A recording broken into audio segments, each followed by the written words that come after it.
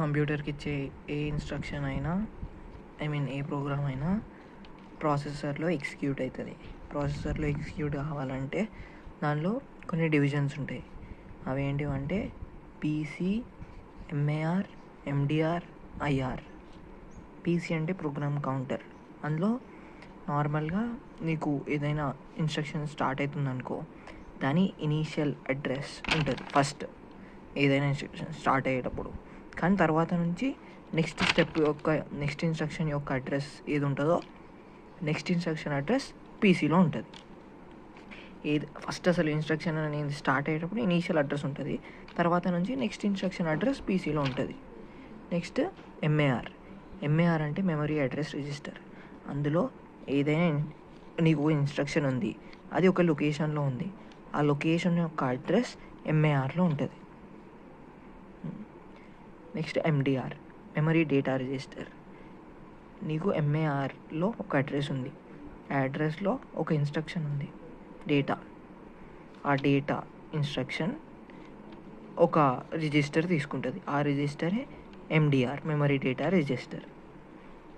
Next MDR దానిలో ఉన్న ఇన్స్ట్రక్షన్ని IR instruction రిజిస్టర్కి ఇస్తుంది. ఆ ఐఆర్ లోపల ఈ ఎండిఆర్లో ఉండే ఇన్స్ట్రక్షన్ డీకోడ్ అవుతుంది, నెక్స్ట్ ఎగ్జిక్యూషన్ ఫేజ్కి పంపిస్తారు. ఆ ఎగ్జిక్యూషన్ ఎక్కడైతాయి? ALU arithmetic and logic unit. వీటన్నిటిని కంట్రోల్ చేసుకోవడానికి సియు కంట్రోల్ యూనిట్ అని ఉంటుంది. ఇదంతా ప్రాసెసర్ లోపల జరుగుతుంది.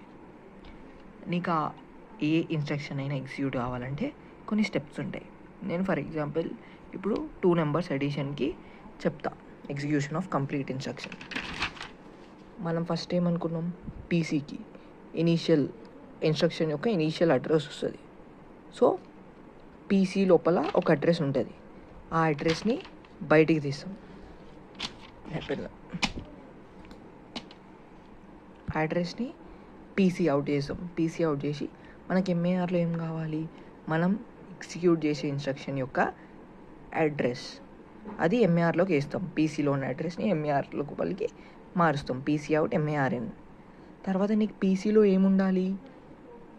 ఇనిషియల్ ఇన్స్ట్రక్షన్ అడ్రస్ అయిపోయింది. సో నీకు నెక్స్ట్ ఇన్స్ట్రక్షన్ అడ్రస్ పీసీలోకి రావాలి. సో నువ్వు ఎంఏఆర్లో ఉన్నది రీడ్ చేసేసుకుంటావు.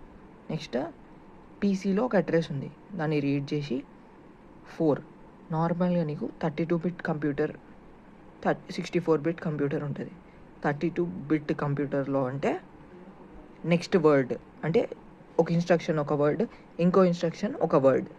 సో ఈ ఇన్స్ట్రక్షన్ అయిపోయింది, నెక్స్ట్ వర్డ్లోకి వెళ్ళాలి. నీకు వర్డ్ సైజ్ 4 బైట్స్ ఉంటుంది. ఎందులో 32 బిట్ కంప్యూటర్లో. నువ్వు ఇప్పుడు 32 బిట్ కంప్యూటర్ అయితే సెలెక్ట్ 4 రాసుకుంటావు, 64 బిట్ కంప్యూటర్ అయితే సెలెక్ట్ 8 రాసుకుంటావు.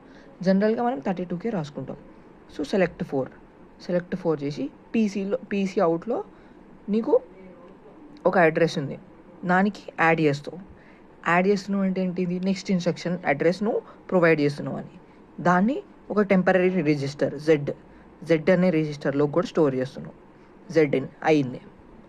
నెక్స్ట్ ఆ జెడ్ని సెకండ్ స్టెప్లో జెడ్ లోపల నెక్స్ట్ ఇన్స్ట్రక్షన్ ఒక అడ్రస్ స్టోర్ చేసినాం కదా. ఎంఏఆర్ లోపల ప్రెజెంట్ ఇన్స్ట్రక్షన్ యొక్క అడ్రస్ ఉంది, పీసీలో నుంచి వచ్చింది. ఈ 4 యాడ్ చేసినావు అంటే నెక్స్ట్ ఇన్స్ట్రక్షన్ అడ్రస్ జెడ్ఇన్లో ఉంది, కానీ జెడ్ అవుట్ చేసి మళ్ళీ పీసీలోకి వేస్తాం. పీసీలో నెక్స్ట్ ఇన్స్ట్రక్షన్ అడ్రస్ వచ్చేసింది.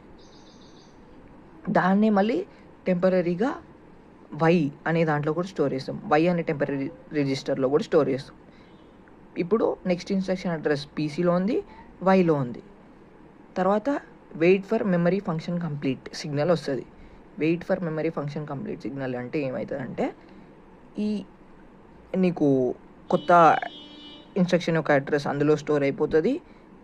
నెక్స్ట్ నీకు ఎంఏఆర్లో ఉన్నదిగా, ఎంఏఆర్లో ఉన్న అడ్రస్ని అది తీసుకొని దానిలో ఉన్న డేటాని ఎండిఆర్లోకి పంపించాలి. ఇక్కడ ఎండిఆర్ లోపలికి ఆ అడ్రస్లో ఉన్న ఇన్స్ట్రక్షన్ వెళ్తుంది. సో ఎండిఆర్ అవుట్, ఎండిఆర్లో ఒక ఇన్స్ట్రక్షన్ ఉంది, ఇప్పుడు దాన్ని తీసేసి ఐఆర్ ఇన్స్ట్రక్షన్ రిజిస్టర్ అంటే నీకు ఉన్న ఇన్స్ట్రక్షన్ డీకోడ్ అయ్యి ఎగ్జిక్యూషన్కి పంపించాల్సిన లొకేషన్.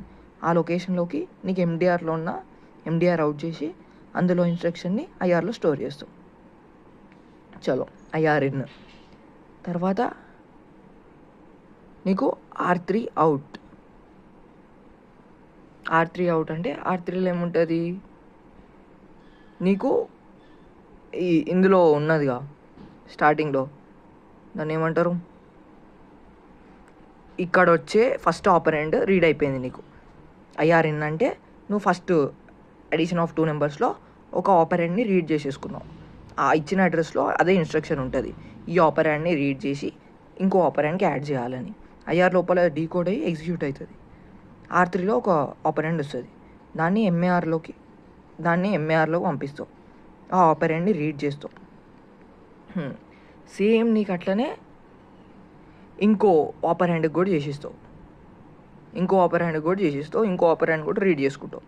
రీడ్ చేసుకున్న తర్వాత ఆ ఎండిఆర్ అవుట్లో దాని లోపల నుంచి ఆ ఆపరెండ్ని కూడా బయటికి తీస్తావు, ఎండిఆర్ అవుట్. నెక్స్ట్ సెలెక్ట్ వైలో ఏముంది నీకు, నెక్స్ట్ ఇన్స్ట్రక్షన్ అడ్రస్ ఏంటిది, నీకు ఒక ఆపరెండ్ రీడ్ అయింది, ఇంకో ఆపరెండ్ రీడ్ అయింది. దాని తర్వాత నెక్స్ట్ ఇన్స్ట్రక్షన్ ఏంటిది, నీకు ఆ రెండింటిని యాడ్ చేయం.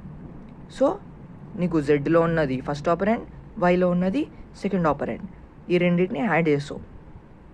యాడ్ చేసి దాన్ని జెడ్లోనే స్టోర్ చేస్తావు కదా. నెక్స్ట్ దాన్ని జెడ్ అవుట్ చేసి R1 అనే రిజిస్టర్ లోపలికి పంపిస్తావు. నీకు R1 అనే ప్లేస్లో నీకు రిజల్ట్ స్టోర్ అవుతుంది, రెండింటి సమ్. దాన్ని ఎండ్ చేసేస్తావు ప్రాసెస్ని.